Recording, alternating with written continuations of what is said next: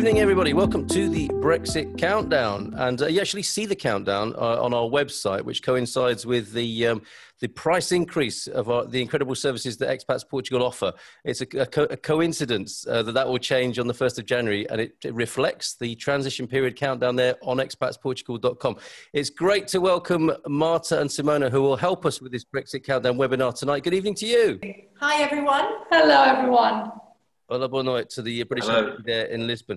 Could we start with you both giving your full names and your roles there at the consulate? That'd be really helpful. So my name is Simona de Muro. I'm the consul for Portugal and also look after consular affairs in Cape Verde. I'm Marta Sayer, and I'm the consular policy officer in the embassy in Lisbon. It is great to have you here. As you can see, we've got questions coming in already. To handle the complexity of this situation, I mean, there's no hiding the fact that it's quite complex. I've got a bit of a triage system I'm proposing tonight. I think there will be general questions that you'll be able to address, and I'll pick those up in the comments. And so if I feel they have a general appeal, we'll address those. If they start getting a bit specific and personal, as in personal circumstances, I would suggest you use the contact form for the British Embassy to dive deeper into your particular personal circumstances, should that happen. And then, of course, there's the whole realm of the politics and speculation side of things, which Marta and Simona won't go into here. It's very much practical and procedural stuff around residency that Marta and Simona will be sticking to this evening. So I hope that triage system works. That's how I intend to move forward tonight. What sort of flavours are you picking up at the moment, Marta and Simona, of people's concerns, people getting in touch? What are the key subjects right now? Well, obviously around residence and making sure that people have registered, that's quite important. We know obviously COVID has made things a little bit harder for a lot of town halls. People have to get appointments, so it's not quite as fluid as it was at the beginning of the year. But nevertheless, we've seen quite a few things where, you know, Lisbon, if you actually are in Lisbon and you need to register in Lisbon, you can now do it online. So they have tried, certainly the authorities have tried to move things along, but that's definitely one of them. I think also on the health side, there's quite a bit around health, around the EHIC, so the European Health Insurance Card, what happens after the 1st of January for people who are S1 holders, so that's state pensioners. What else, Marta? I think it's probably those two. Of course, residence is the most important step to take because your other rights come from your residency. And I think we are very glad to hear that there is a huge increase in the amount of new residents, new UK residents in Portugal, which is, of course, people taking action. So we're very glad that this is happening. Okay, thank you. So we'll go into some questions just a moment after those two things I mentioned before. I'm not sure if you were with us at that point, but there was the Guardian story today that I'm sure you're aware of about. Let me find it. Just to give you the headline of it: UK holidaymakers barred from EU after the 1st of January under COVID rules. I'm guessing that's an EU decision and not something necessarily you can comment on there. Would I be right? That's right. Yes, we can't really comment. It's an EU decision. What we know is that at the moment, entry for people who reside in certain countries can't come into the Schengen area or can't come into the EU unless it's essential. And they've got some clear criteria on what essential is, usually to do with family health, family reunification health, etc. So we don't know, we can't really answer that question at the moment, but no doubt in the next couple of weeks, it'll become clearer. Fantastic. Thank you very much. And then the other news today, very interestingly, it would appear on social media that people were reporting that the Foreigners and Borders Service, that's my translation of the SEF here in Portugal, opened their new, what was called a Brexit website, where you could apply for the new biometric residence card. What news have you about that? Right, so the Border and Immigration Service, that's what they call themselves, Carl. Okay. So SAF, everyone I think it's familiar with SAF, or should be familiar with SAF. Yes. So they are working in a portal where Brits who are resident now or until the end of the year, so those who are under the withdrawal agreement, can exchange their current EU residency documents for the new document that states that they are under the withdrawal agreement. So this is something that is going to happen, in this exchange is going to happen in all member states, and it's a European Union card. So everyone under the withdrawal agreement in Europe will have a similar card issued by their host country. So apparently we heard that today some of our Brits here got around to the new portal and start doing the registration. Now, apparently SAF is testing the portal and somehow it got to be live. So if you do get a hold of that, please don't go in, because this is just the testing phase. They are going to launch the portal before Christmas, and we are going, of course, with SAF, we're going to share this information like we always do in our Brits in Portugal Facebook page and in all our pages that you already know about. So please wait until you have the official announcement from us and from SAF. And do not worry, because even if you don't do it now, your current EU documents will continue to be accepted after the 1st of January. So you can still use them to prove that you're resident here. They will still be accepted, and you can use it when traveling back to Portugal to cross the border. That's really good to know. Thank you. Because I think it did concern some people that it was something they had to do. And yeah, it was just a little glitch in the system, a testing glitch. Goodness knows how people found out about it. And then the word got around, didn't it? But no need to worry, folks. An official announcement will be made in conjunction with SCF. So there we go. That's those two things dealt with there. First question then, from the south of Portugal. We have residency and our utent number. Our UK EH1C is due to expire, and we don't seem to be able to renew online in the UK. So an issue there in renewing the EH1C online. We have been advised we would be entitled to a Portuguese EH1C, but we're not old enough to have an S1. So to clarify and simplify this, it's a concern really, isn't it, about getting healthcare in Portugal? So what's the deal there? So the EHIC, we tend to call it the EHIC rather than spelling out the letters. So no, that's fine. I think sometimes people do that, so no problem. But we do call it the EHIC, the European Health Insurance Card. So for people who are residents here in Portugal, the majority who are not pensioners, so they're not S1 holders, and indeed they're not posted workers either, or students possibly. Everybody else, you are covered by the Portuguese. So your EHIC is issued by the Portuguese, even if you haven't got a social security number, because you're covered in that way. If you're an S1 holder, so if you are a state pensioner or you're a posted worker, then actually it's the UK that issues your EHIC card. Now, people may have seen this recently, that actually this is an important step for people to take. So if you are an S1 holder or a posted worker, you do need to go onto the new portal and actually register for the new card that will then cover you from the 1st of January onwards, which is called a CRA EHIC. I quite like to call it a CRA, but I've been told off. So it's not a CRA EHIC, it's a CRA EHIC, which stands for Citizens' Rights Agreement EHIC card. So that's the distinction there in very general terms. Yeah, but just to diffuse any confusion, if you are resident in Portugal, do not use your EHIC to get medical. You're British. You're British. Yeah. You're Portugal EHIC either way. Yeah. Don't use it to get healthcare in Portugal, because you do it using your health number, your número de utente. So your EHIC, you use it to get healthcare once you visit the European Union, other countries of the European Union as a tourist. Okay, so the utent is the health number.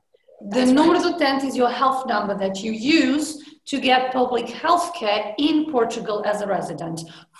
As a tourist outside Portugal in the EU, you can use your EHIC, which is a European Health Insurance Card. I think Yes. Yes. I think that clarifies it. Thank you. If it doesn't, let us know in the comments, but that sounds seems clear to me. An extension of that, and this is where it gets into some of the more personal territory, I guess. Another question from Cesar. We are registered with the SNS, which is the health system, right? Yes. But based on our EHICs, I'm saying it right now, we don't have social security numbers yet. However, the local health centre has told us they can't assign us a doctor as there aren't any. What can we do? So what does somebody do in that situation?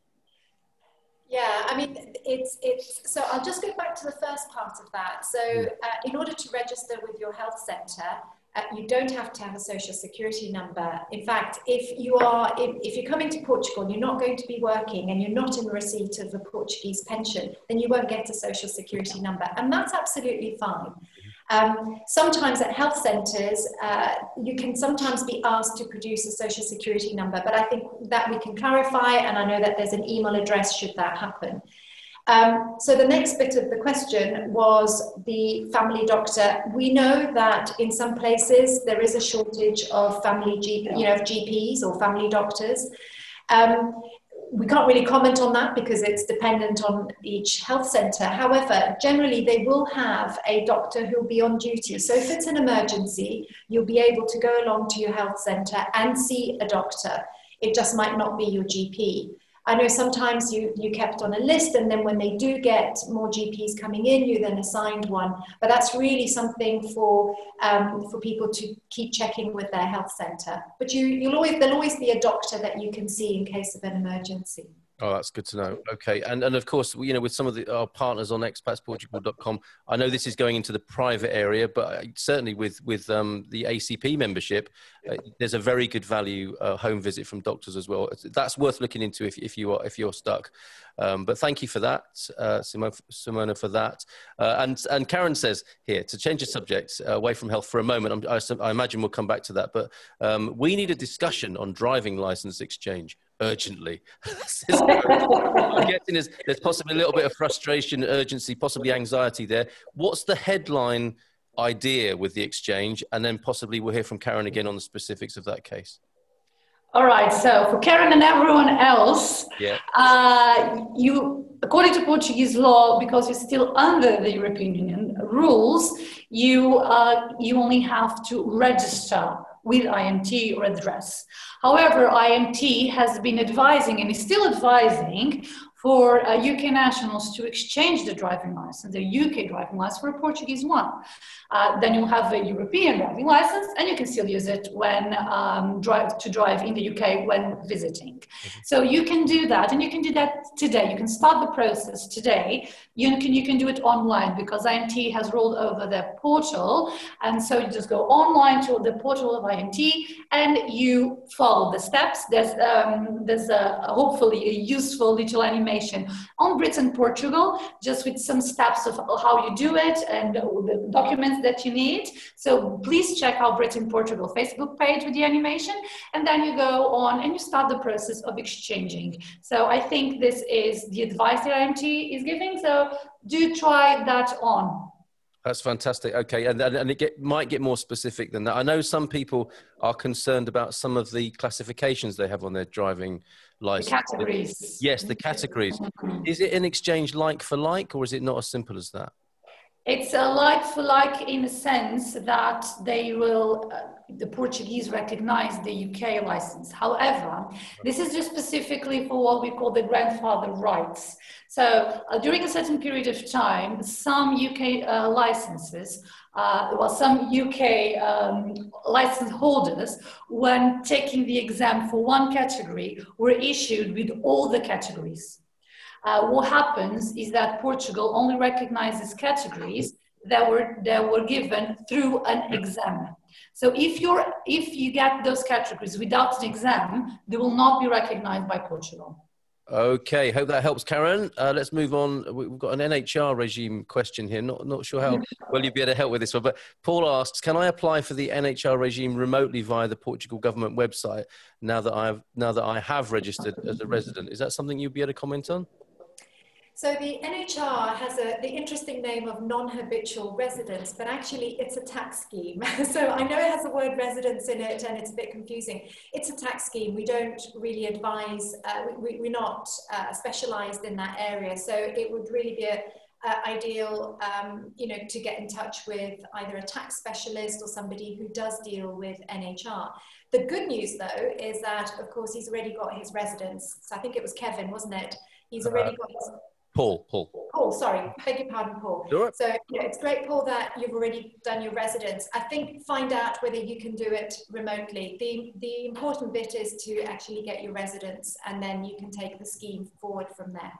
Okay, thank you for that. Andrew, what can I do about 3 months with no GP allocation? This again, I think is a doctor shortage thing.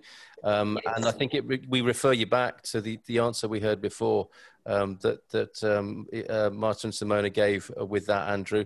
And of course, let us know. I mean, with a personal thing like that, I guess you could pursue it via the contact form if it becomes very difficult for you.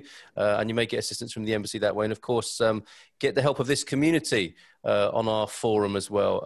I'm sure other people may have experienced a similar sort of situation where you might get some help and some benefit from the hive mind of Expats Portugal over there. Carl, if I may, if any of your listeners have any questions or doubts or need help about healthcare, we have a dedicated healthcare team that can help them. Yeah, so they can directly contact them via a specific email address, which is healthcare.portugal@fcdl.gov.uk. So any healthcare issues, they can use our dedicated healthcare team. That is fantastic. Thank you for that. Caroline says, we have issues in getting residency due to illness and COVID-19. We've had a villa for 8 years. I'm not sure what you can say about that. I mean, it's important, isn't it, for Caroline to make an effort to make contact with a local camera. I know that somebody in a fairly similar situation and with some sort of anxiety about registering, having been here in Portugal for some time, did apply to a local camera. They understood the situation. They sent somebody out to sort out the residencia, and it ended very well with the local camera being very helpful and supportive. It came out, I think champagne was involved in the end of that. So Caroline, I think there is some light at the end of the tunnel there. So do reach out. I think, would you agree, Marta, Simona, that it's important to just reach out to the camera and start the process rather than, you know, sit at home and worry about it? Absolutely, yes. I think that's really good advice. Excellent. Good. Okay. From John now, we have a registration certificate of the citizens of the EU, the Certificado de Registro de Cidadão, a Portuguese bank account and a fiscal number. We own a home in Portugal. That seems to be the right formula so far, but we cannot make the final permanent move to Portugal before spring of next year. Okay. Is there anything else we need to do to ensure this is possible? We'll be working in Portugal for a UK company and likely to retire in the next few years. So that's the carry forward, isn't it, of the residency, not being able to do it now and not being able to do it until spring. What do you have to say about that?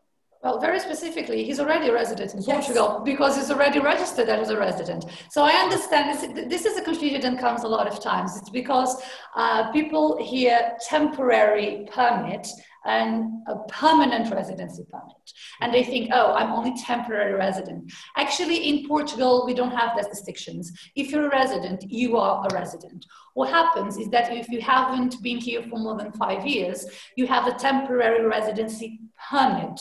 It's the permit that's temporary, not the residency. Yeah. It's one of those language confusions that sometimes you get in Portugal, okay? So you are already a resident in Portugal. So you can carry on. So you are under the withdrawal agreement, which is very important. So you can carry on once you do move, as you say, permanently to Portugal. The only thing you have to be very careful is the amount of time you spend outside of Portugal.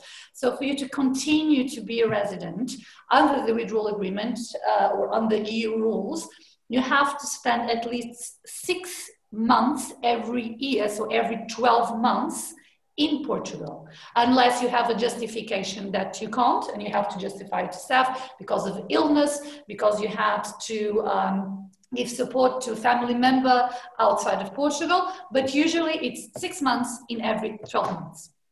So if John can get back and spend time here, then that's good. And that's the 180 days that comes up, isn't it, from time to time? You sort of That's different. That's the 90 days different. You're almost there, Carl. That is a different thing. Life with this. That's for non-residents after the end of the transition period. Please elaborate on that. This might come up, so we might as well just tackle it now. Sure. So for those who are residents, that's fine. If you come to Portugal after the 1st of January, so you're not a resident, you're not under the withdrawal agreement, then you fall under third country national rules, which is you can come into the Schengen area visa free for a period of 90 days out of 180 days. But when those 90 days are up, you've got to get back, or you've got to get out of the Schengen area. So I know that this is quite this concerns quite a lot of people who own second homes in various parts of Europe, not just Portugal. But that is how it will be from the 1st of January. So we have been advising people that it is very much a lifestyle decision. But if you decide that this is where you want to be, where you want your residence to be, then get on and actually register as a resident, because then that means that you won't have to leave after 90 days. However, as Marta said, as a resident, you do need to spend 6 months of the year here.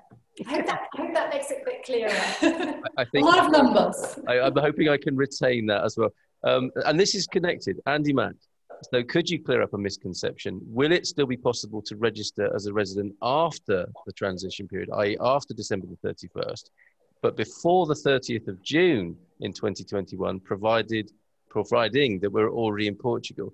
So this comes back to what you were saying there about it will be third country status. So we're not entirely sure, but we guess that, yes, you can register for residency, but it will be as a third country. I think it's a bit different. So your question, Carl, is yes, anyone coming after the 1st can still register, just like an American coming. They'll have just to follow a different procedure, and the procedure will start in the UK when you get an entry visa to apply for residency in a Portuguese consulate. So you need to have that first step, okay? So there is more, we're not going to start discussing this now, but there is information on CEF, and it is only for those coming in the 1st of January. Now, I think this specific question, it's about Brits who are already here, living here, but cannot, because of all the COVID measures, cannot get to their town halls to register before the end of the year. Now, of course, they can still register, and they can still register using European Union requirements and be under the withdrawal agreement after January. And this is not until June, because Portugal has what we call a declaratory system. It means that if you are living here before the end of the transition period, you can be under the withdrawal agreement, and you can still register after the transition period, whenever that happens. Of course, we want you to do it as soon as possible, but this is what the law says. It's better to do it as soon as possible. Now, we're not really sure about the process. We know you can't do it on the town halls. We're not sure if you go directly to CEF or if there's another way of doing it, but do follow our Brit in Portugal, and do catch the updates on the Living in Portugal guide, because once we know it, we're going to share this information with you. So to summarize and clarify, obviously best to do it now, but there will be a consideration for people living here currently, and that will roll forward after the 31st of January, and will be considered in some way, but we're not sure of the specifics yet. The process. The specifics of the process. What is important, though, is for those people who are already here, and are having difficulty registering, and therefore might not be able to do it until the new year, is that they make sure that they have documentation to demonstrate that they have been living here in Portugal. That's important, you know, your bank account statement, you can demonstrate that you've been here, a rental agreement, you know, any documentation that shows that you are living in Portugal, and certainly before the 31st of December. So that's just the added bit there, but your summary was right. Okay, good. Okay, from Afar and Wide, which is a great name. How do we get a Portuguese EHIC? Which I think you've covered, but I just want to come back to that. How would one get a Portuguese EHIC? So your Portuguese EHIC, there's two ways of getting it. If you are a resident in Portugal, you're working here, you have a social security number, you can do that online. Yes. If you don't have a social security number, you do need to go to the social security office in order to apply for an EHIC. So that's the only difference there, but that's how you would go about it. Great. Okay, thank you for clearing that up. That's really great. Andrew, how to get the right to remain permanently for the same marriage? Portuguese citizenship requirements. Does it make a difference where you get married? I'm English and partner is Portuguese. What sort of considerations are at work in that instance? Well, that's very specific. Yes, that's very specific about Portuguese nationality. And of course, we cannot advise or anything about Portuguese nationality. We're not even sure about all the rules. So if the best thing for you to do is either to get a lawyer who specializes on it, or you can go online and the Ministry of Justice and the IRN, so the Instituto de Registros e Notariado, so IRN, has a lot of information about how you can get Portuguese nationality via your partnership or your marriage or family. You just need, yes, or your residency. So please, please check that. That's good information. Yeah, because that'll be a process by and for the Portuguese government. Exactly. Okay, excellent. And you said that, seek professional help. Go to our business directory and our partners directory on expatsportugal.com. We have some fabulous partners on there who can help you with that sort of thing.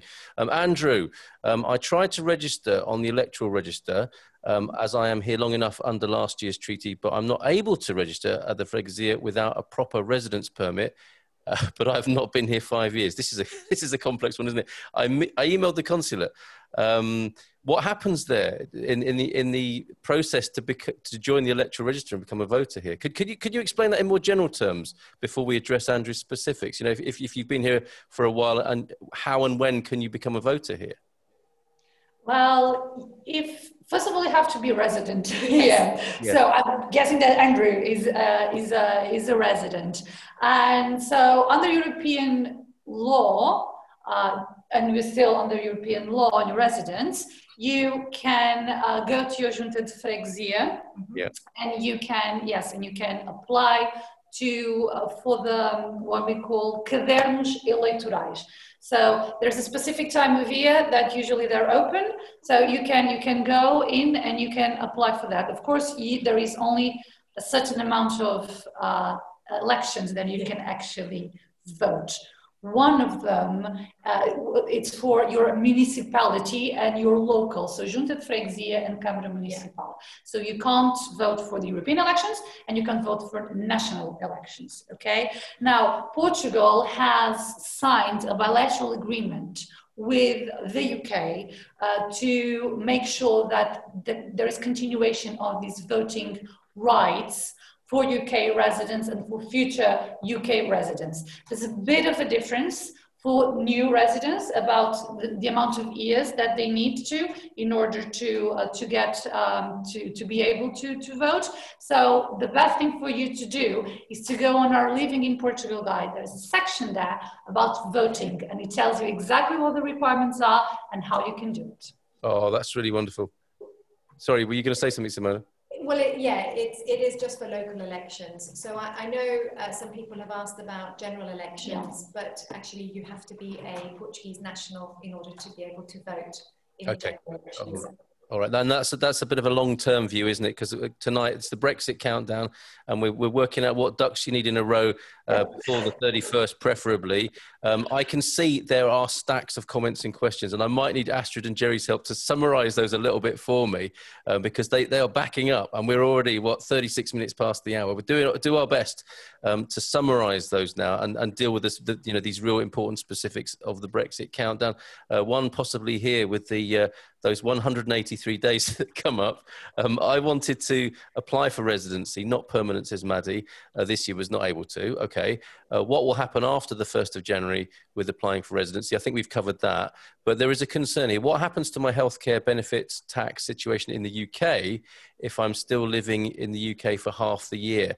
What happens if I can't stay in Portugal for up to 183 days in the year? So yes, it's that complexity, isn't it, of when you figure out which country you're in, how does it work for your health tax and everything else? Is it possible to comment on that? I guess we can comment on, you know, where is your residence, i.e. where do you live your life? I think that's the important thing. That's where your life is, your home is, etc. We know that your tax domicile can be different from your physical residence. And there we stray into tax territory. So, you know, the best advice really is, again, from a tax specialist, HMRC in the UK. So sometimes people think that if you're a resident in one place, then your tax domicile has to be the same, and it doesn't. And obviously in this particular issue, everybody's situation is slightly different. In terms of your health, yes, if you are a resident in Portugal, your healthcare is here in Portugal, which means that when you go back to the UK, at the moment, obviously, you can use your EHIC card and access healthcare in the UK. That will change after the 1st of January, where you'll have to have comprehensive insurance to be able to cover you in the UK. Or vice versa. Or vice versa, absolutely. So I think sometimes it's, you know, for people to really ask themselves, where is it that I physically spend most of my time?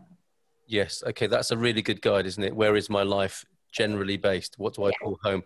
Because if you can't decide that for yourself, it's very difficult for you to advise that person on what they should be doing, or the Portuguese government for that matter. Okay, let's have a look. More questions coming in. We are getting some repetition, and I hope in general terms we've dealt with a few of the sort of bigger issues here. Yes, Deb, good question. Deb in Tavira. With residency, do you have to be in Portugal for 6 months? I think we've established that. But just to confirm here, it could be in 2 blocks of 3 or 3 blocks of 2. It's the cumulative total, right? Exactly. 6 months in 12 months. Perfect. Excellent. Okay. I'm glad for this clarification. I hope everybody else is. Vinden, this is a very good list for me. This is very helpful. Some questions that people may all have is the assumption here. And I think certainly looking at them, it's true. Car matriculation. I don't think we're going to go into that tonight. We do have recordings about that already. ACP are very good with that. And starting that process again with matriculation, I think that's a bit off topic tonight, but we do have resources for that. But there is a question we can answer here, I think. Having got our crew, are we allowed to drive our UK plated car? No. The residency doesn't affect what vehicle you have, does it? Or what you're able to drive? Well, although at a certain point, as a resident in Portugal, you do have to exchange your vehicle, and you do need to make sure that your vehicle is then registered as a Portuguese vehicle and that you have your Portuguese registration plates. Yes. Okay. All right. But it wouldn't. In Portugal. Yes, in Portugal. Yeah, but having got your residency here, it wouldn't allow you to drive your UK plated car. These are separate things. No, it wouldn't. No, you can still drive it, but you have a period of time in which you need to then sort it out. Yeah. But it's like, I think what the question is it like a permit to drive that car, which it is. Oh, no. Okay. A presidency. If I've understood that correctly, Vinden, do correct me if I'm wrong there. Do we have to exchange? This is all a further clarification of points that have already been made, but I think useful. Do we have to exchange your driving licenses before the end of the year? IMT advises to start the process. So it's not, we know that it takes a few months to do it, but at least you have to start the process, because if you start the process, then IMT knows that you are in the process of doing it, so you are covered. So if you can follow IMT advice, go online and start the process. And they've made it easier, haven't they, as you said before? Yes. You used to have to go and be photographed and all sorts, didn't you? And yes. Now you can do it all online. Okay. And similarly, do we need to obtain our UTENT number before the end of the year? Do you need to do that? No. Okay. Yeah, I think healthcare is slightly different in that, as Marta said earlier, the most important thing is your residence, and then everything else stems from your residence. So if you haven't had time to go to your health centre and to register, don't worry, you can do that at a later stage. I know it's a little bit difficult again because of COVID, so it's actually quite hard to get to a health centre at the moment, but that's something that you can do in slower time. Obviously, you know, we suggest that you don't leave it forever, because you never know when you might need to see a doctor, and you know, it's an important thing to have, especially, you know, I know some people might have private health insurance, but for those who don't, are still, even with private health insurance, it's still a good idea to go down and register, but you don't have the time pressure on that as you do for your residence. Yeah, because healthcare is residency based and is regardless of nationality. So that's clear. Thank you. Max, this is a tax inquiry, which I suspect will be referred to tax professionals, but I work in UK and commute to Portugal. I've recently got my residency. Where do I stand with regards to tax, as I pay in the UK already? Yeah, you've got to get advice from a tax advisor there, yeah? Yes, well, we can say that as a bilateral tax agreement that covers income tax, meaning that you don't have to pay income tax in both countries. And this is not under European Union law. This is apart from that. And that tax bilateral tax agreement will continue to stand after the 1st of January. Very good. Okay, good. Worth knowing. Also, says Max, this is funny, because a lot of people, I think, are in this condition. I don't want to give up my British driving license. You've probably heard that before. I was informed I can drive in Portugal with a UK license and accompanied with an international, I think the IDP is the international driving permit, right? Which I obtained from a UK post office. That sounds quite old-fashioned now, and you're shaking your head, Simona. Why? Well, because actually you don't need an IDP. At the moment, yes, Max can drive with his UK driving license, but he does have to register his address at IMT so that they know that even though it's a UK driving license, he's a resident here in Portugal. So you don't need an IDP. Obviously, things will change after the 1st of January, but, you know, I appreciate that people might feel, you know, they feel quite attached to their British driving license, but really it's just a little card. And I think the most important thing is that you are able to drive, and you're able to drive legally. I think that's the most important bit. You say that, it's just a little piece of plastic, but, and so I suppose the point is to separate the sentimental from the legal here. Okay, yeah. So either one works in either country. And if you're going to be resident here, you're advised to change to a Portuguese one. Yeah. Sorry, folks, if you're attached to that little pink one, you've got to go for a blue one, I think, now. What happens? This is interesting. This is somebody who did get onto the test portal. If we managed to get an application for a biometric card through SEF's test portal, I received quite an official certificate with a QR code. Look at you, Junior. What, I mean, presumably that's just, you just hold on to that until the official announcement's made, yeah? You hold on to that until the official announcement, but we are going to check with SEF if you need to do it again. But maybe you won't. Because again, this was testing phase, but let us check. But yes, please don't go in anymore. Get your certificate with you, but don't try it again, and don't do it if you haven't done it yet until it comes out, please. But we will check this with Steph, and we will have more information soon. And it will be quite soon. Yes, it will be quite soon. Don't worry. It will be quite soon. It's caused quite a stir, this, isn't it? And technophobes, don't be worried about the QR code. It's not as bad as it sounds. And I'm sure we'll be able to offer some help with that on our forum as well, because there's a lot of us going through the same processes. And if we share our knowledge on the forum, I think it'll be easier for everybody, because there will be those ones who love to pile into these things, and will learn from their mistakes, which I hope they'll share with us in the forum. So going back to the evidence you talked about of continuous residence, what sort of documents will provide that in your experience?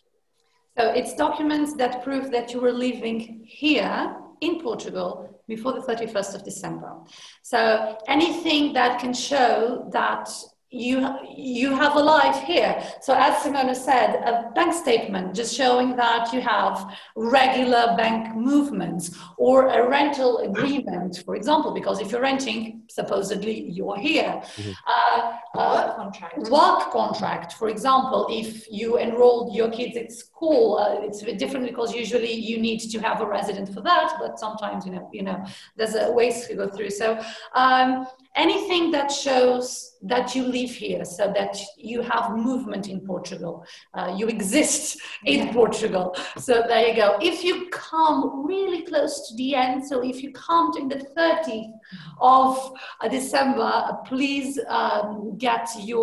keep your plane tickets, for example, or boat, or ferry. I'm not really sure. Yes, that's also a good proof. Or your Lidl receipts. I mean, yes. Flippantly, I was thinking to myself, if you've given your NIF number at Lidl once a week for the last 5 years or whatever, that's a pretty good paper trail, isn't it? So the government... It is, but I'm not sure if staff will accept it because anyone can use your NIF and you're not being here. So get them with other proof. So you use both that. If you use your bank card, yes, obviously that, that's a... You'll be able to see that in your bank statement. Yeah. But, I thought that was a great idea. Okay, blown up. It's very creative. Yes, good. Jeff, this is the swallows, and again we've touched on this, but clarification: the swallow idea. I don't want to live in Portugal permanently. I just want to visit during the winter. How long will we be able to stay in any 12-month period? Is it just 90 days? Yes. It's 90 days in 180 days. Okay. So actually, over a 12-month period, you are looking at 180 days, if you look at it that way. It's just that they can't be 180 days continuously. So you do 90, and then you have to leave, and then you can come back after the 180 days are finished. So, you can do your 90 days in the Schengen area, say, Jeff wants to be at his house. Then 90 days back in the UK, and then after that, he can come back out for another 90 days. Good to know. So that's it's visa free, but should people change their minds and in the future decide that they do want to come and live here, then as Marta said, you can still apply to become a resident in Portugal. It's just a slightly different route because you are a third country national. We know plenty of Americans and Canadians that have done that. You just have to start, the process is a bit different, and you have to start the process in the UK by applying for a visa at the Portuguese consulates. Great. So there you go, all you swallows. I suspect that's very helpful to you. Dave, this is a personal situation. You might be able to answer in principle here from other cases, but we've registered as Portuguese residents. This is Dave. But we have just been made guardians of our 2-year-old grandson by a British court. At present, we're stuck in London and won't be back to Portugal until the new year. Will this cause problems with his residency? That's bringing the 2-year-old to the country. What happens in that sort of situation? You will not, because if they're residents here now, they're under the withdrawal agreement. Family reunification is protected under the withdrawal agreement. So once they come, they can register the grandson, I think you said, grandson, and the grandson will also be under the withdrawal agreement because they're their legal guardians. Okay, that's good. Thank you for that. Helpful, I'm sure, to Dave there. Yes, we're still getting the questions about the biometric card. I think we've dealt with it. I'm really excited about that. It seemed today, and this goes back to related to the Guardian piece, I think. I don't know how much we can say on this, but it seemed today that EU COVID-related restrictions were advisory only, and that it would be open to individual countries, for example, Portugal, to have their own air corridor. Might this be the case with Portugal? I mean, is that something you would know about or could comment on? I mean, it's an EU directive. Yes, we're aware that member states can override it, but up until now we haven't seen that. But I don't think we can really comment further than that. It really is for the EU and member states. Okay. So in these closing 10 minutes, it's possible in the heat of this information, this intense information exchange, I might have missed something very obvious, Gerry or Astrid or anybody else. Do let me know. I mean, there are so many messages, so many comments, and understandably so. In this remaining 10 minutes, I know that Simona and Marta have to finish promptly, and we will continue to do all we can to help you, obviously, as Expats Portugal, in conjunction with the British Embassy and the consulate there. So don't panic tonight. We will remain in support of you. But if there's anything that I've missed, do let me know, Gerry or Astrid, in the comments to me. This is a specific. Joe, we are currently living in our motorhome and we're about to apply for residency, but we found out that we need to exchange our driving licenses to Portuguese. We were planning to sell the motorhome next year, so don't want to change to Portuguese plates. I've heard, this is the question, I've heard that if we're in Portugal by the 31st of December, we have until June the 21st to apply for residency. Why are people thinking that? Why is it the June 21st date comes up? It's because the withdrawal agreement has a clause that says that member states need to extend at least 6 months from the end of the transition period, in this case until June, for those who have not registered to register under the withdrawal agreement. The thing is, this is for all member states, and all member states have different systems. So in Portugal, like I said, it's a declaratory system. So your right is not impacted by that. But because the Portuguese administrative law expects residents to register and have a document, you're advised to do that before June. Okay, all right, thank you on that. That's helpful because these dates and 180, 183, 90, they come up, don't they? And they stay in people's minds. So hoping this is clarifying things. There's a sense I'm getting by scrolling through the questions and comments that there is a bit of a backlog and a blockage and a lack of satisfaction in dealing with some of the departments that people feel they need to work with.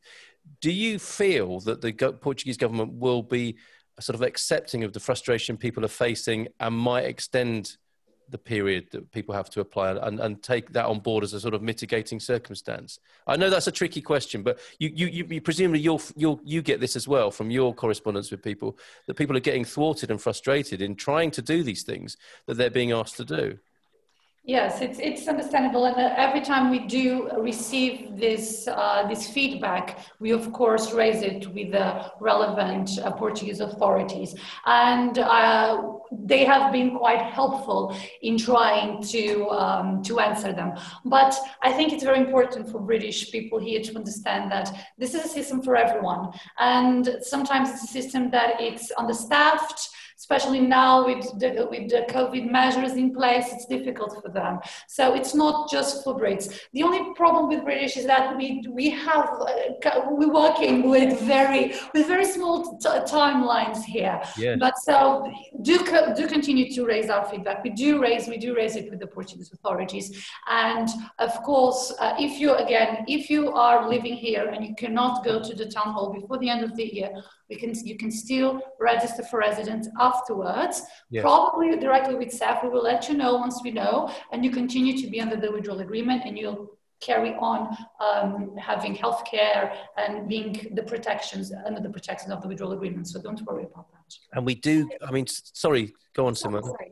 Just to say that if people are experiencing real difficulties and are quite frustrated, etc., then to please use our web contact form and to get in touch with us, and we'll see what we can do to help. Yeah, okay. That's and what we know, I think, is that there has been some flexibility and sort of adaptation to the circumstances. The IMT going online is one of them, and they've simplified their process. Going back to that, the health certificate or checkup, is that part of the online process still? Do you have to have a health checkup or a medical, I should say? Yes, you do. So for you to exchange your driving license, you need to have a certificate, call it Estado Médico. So it's a medical certificate saying that, you can see, especially, and you're fit to continue to drive. You can do that in a public doctor, or so in the health center, or you can do it in a private doctor. And they will it's all online. They would send it online to IMT. So you should do that before applying online. So you do that, you see your doctor, they send it to IMT, and then you go online and you apply and you send all the rest of the documentation that is specified in the portal. That's you mentioned ACP, they can help as well. Oh, good. Okay. Yes. Mutual friends there with ACP. Yeah, I think they can be very helpful, and they're very good value as well. Incredible value. Yeah, and yes, that's a good point, isn't it? About you can go to a private doctor as well. That's what I did. We got a certification from a private doctor, and presumably then the certificate that any doctor, public or private, issues is what's entered. That each one is numbered, and that's what is entered on the IMT online process. Yes. Okay, great. Wow. Okay. It is intense and information rich. You've been amazing tonight. Absolutely incredible. Go on.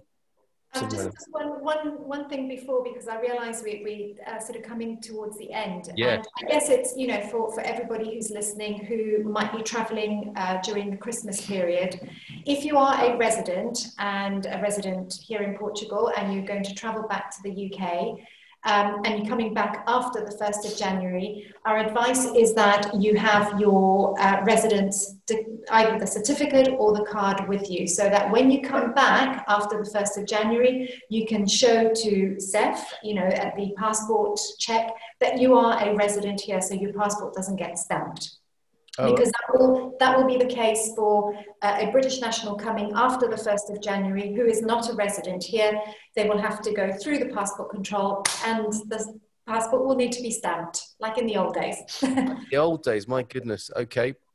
And we'll keep our political opinions out of this for the moment. But it's just so that people know to take their certificate with them, and or if they've got the card, to take the card with them so that they can show that when they come back through the border.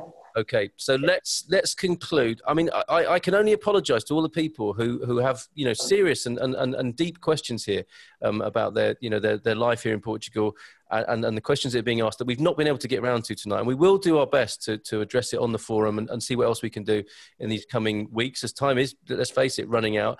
But you've been amazing tonight. Thank you, Marta, Simona, for being here tonight. Just to go right back to the beginning. And the bottom line things that people should be doing before the 31st. I know you've said this every day for the last how long, but could we reiterate the bullet points of what people what you recommend people should be doing before the end of the year? Yes, first, register for resident. If you can't, get all your proof that you're living here before the 31st of December.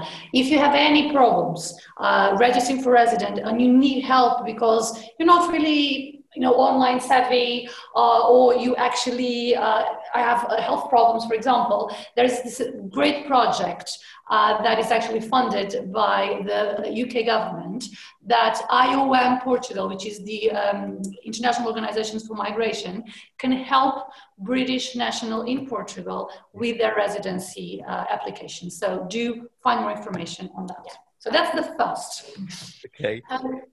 But there's probably more, but I think if we just stop at the first, which is the most important one, because everything else stems from that. So, you know, exchanging your driving license, registering at your health centre, those are all important things to do. But the very first one is your residence. Exactly. And do check the Living in Portugal guide on gov.uk, which is the page where you have a lot of information for you as a British national living in Portugal. And of course, our Brit in Portugal, a Facebook page that you can, even if you don't have a Facebook account, you can get in, it's open, and check, because we're always posting updates. And we will and we have sometimes live Q&As. We're gonna have one next week. So if you can, just come in and ask us any other questions. If you do need anything from us, also get in contact using the contact form. That's amazing. Thank you so much. You're mentioning the IOM there. They are actually our guests on our Good Morning Portugal show on Wednesday next week. So they'll be there. You know, they're a real backstop, aren't they? And helping vulnerable people in this sort of situation. They can't help everybody, but they will, I think, help the most vulnerable of people who are, you know, maybe quite anxious and finding it very difficult, this process at the moment. So watch the Good Morning Portugal show next Wednesday, where the IOM will be joining us, some of the representatives from that organisation. Marta, Simona, from the British Embassy in Lisbon, thank you so much for just delivering all that incredible information tonight. It's been intense. Thank you so much. And as I say, we will continue to support people as best we can at expatsportugal.com in this, what is it, a challenging period with a countdown as well. So thanks again. Take care. Boa noite. And thank you so much for hosting us. It's really good that, we're able to share some of this with all of your listeners. Thank you. Thank you, everyone.